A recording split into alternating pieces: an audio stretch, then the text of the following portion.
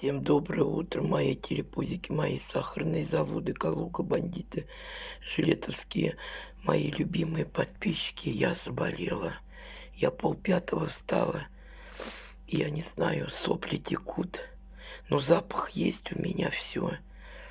Вот я вчера и сегодня, вот сейчас парацетамол, сейчас еще ацетилку выпила. Вот этот спирт нюхаю. Ну, пробивают у меня. Сейчас вот это остынет, выпью. Это уже выпила, чай хочу. У меня харкотина отходит. И вот кашель у меня. И сетку я сделала, сетку на груди. Это вообще, это так продуло меня. Ой, Господи. Чай хочу, сейчас чаю сделала. Сопли идут.